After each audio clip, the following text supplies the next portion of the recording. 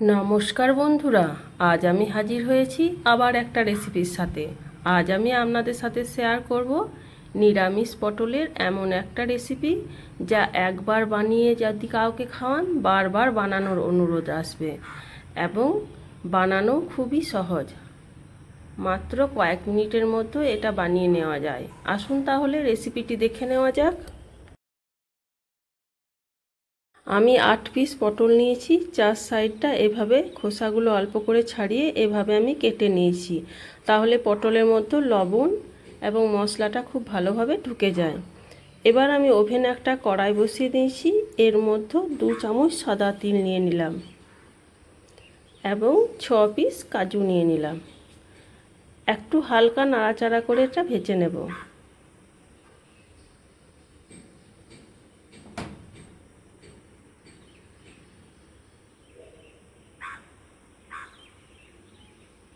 এটা ভাজা হয়ে গেছে। এবার এটা আমি নামিয়ে নিচ্ছি, তারপর ঠান্ডা করে এটা পেস্ট করে নেব। আবার আমি কড়াইটা ওভেনে বসিয়ে দিলাম। এর মধ্যে 1 চামচ সরিষার তেল নিয়ে নিলাম। আপনারা আপনাদের ইচ্ছে মতো তেলের পরিমাণটা বাড়িয়ে নিতে পারেন, যে যেমন বাড়িতে রান্নাতে তেল খান। তেলটা আমি কড়াইয়ের চারিদিকে ছড়িয়ে দিলাম এবং তেলটা খুব ভালোভাবে গরম করে নিয়েছি। এবার কেটে রাখা পটলগুলো আমি দিয়ে দিচ্ছি।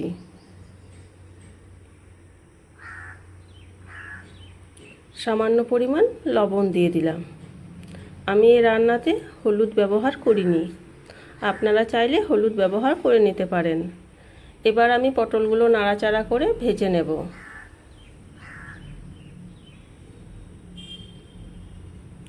যেহেতু তেলের পরিমাণটা কম দিয়েছি, তাই কিছুক্ষণ সময় ধরে পটলগুলো ভেজে নিতে হবে। পটলগুলো আমার ভাজা হয়ে গেছে। এবার আমি একটা প্লেটের মধ্যে নামিয়ে নিলাম এবং কড়াইটা আবার বসিয়ে দিলাম। আমি আবার কড়াইয়ের মধ্যে 1/2 চামচ সরিষার তেল দিয়ে দিলাম। সামান্য পরিমাণ কালো জিরে ও কয়েকটা চেরানো কাঁচা লঙ্কা দিয়ে দিলাম। এবার ফোড়নটা আমি নাড়াচাড়া করে ভেজে নেব।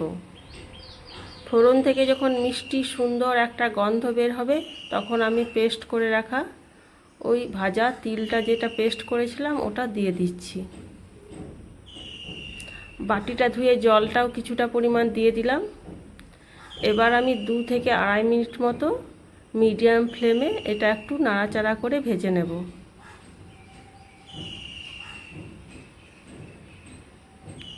দুই থেকে 2.5 মিনিট মতো নাড়াচাড়া করার পর 2 চামচ টক দই আমি ফেটিয়ে রেখেছিলাম, এটা আমি কড়াইয়ের মধ্যে দিয়ে দিলাম।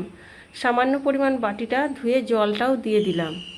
এবার ফ্লেমটা লো করে আমি কিছুক্ষণ ধরে এটা নাড়াচাড়া করে নেব।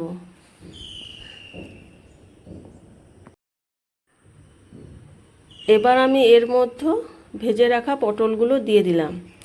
এবার আমি মশলার সাথে পটলগুলো আমি 2 থেকে 2.5 মিনিট মতো মিডিয়াম ফ্লেমে একটু নাড়াচাড়া করে নেব। তাহলে এই পটলের ভেতরে এই মশলাটা খুব ভালোভাবে ঢুকে যাবে। 2 থেকে 2.5 মিনিট পর আমি এর মধ্যে 1 বাটি জল দিয়ে দিলাম। সমস্ত কিছু একবার খুব ভালোভাবে নাড়াচাড়া করে মিশিয়ে নিচ্ছি। একবার পটলে আমি ভাজার সময় লবণ দিয়েছি, তাই লবণটা একটু বুঝে দেবেন। সামান্য পরিমাণ লবণ দিয়ে দিলাম এবং 1/2 চামচ চিনি দিয়ে দিলাম। আবার সমস্ত কিছু একবার ভালোভাবে নাড়াচাড়া করে এটা আমি 3 মিনিটের জন্য একটা ঢাকনা দিয়ে দিচ্ছি। আমি আবার 3 মিনিট পর ফিরে এলাম। একবার চেক করে দেখে নেব সমস্ত কিছু খুব ভালোভাবে সেদ্ধ হয়ে গেছে এবং খুব গা মাখো মাখো একটা ভাব হয়ে গেছে। এবার আমি এর মধ্যে 1 চামচ কাঁচা সরিষার তেল দিয়ে দিলাম। আপনারা যদি কেউ কাঁচা সরিষার তেলের গন্ধটা না নিতে পারেন, তাহলে এটা স্কিপ করে দিতে পারেন। এবার এটা আমি নামিয়ে নিচ্ছি এবং গরম গরম ভাত, রুটি, পরোটার সাথে সার্ভ করে নেব। বন্ধুরা, আজ আমার এই নিরামিষ পটলের রেসিপিটা আপনাদের কেমন লেগেছে অবশ্যই কমেন্ট করে জানাবেন। আর যদি এভাবে না বানিয়ে থাকেন, অবশ্যই একবার বানিয়ে দেখবেন এবং কেমন হয়েছিল আমাকে কমেন্ট করে জানাবেন। আমার রান্নার রেসিপিগুলো যদি আপনাদের ভালো লেগে থাকে, তাহলে অবশ্যই লাইক, কমেন্ট এবং প্রিয়জনদের সাথে শেয়ার করার অনুরোধ থাকলো। নিত্য নতুন ভিডিও পাওয়ার জন্য প্লিজ চ্যানেলটা সাবস্ক্রাইব করে আমার পাশে থাকার অনুরোধ জানাচ্ছি। তাহলে আবার দেখা হবে পরের কোনো নতুন ভিডিওতে।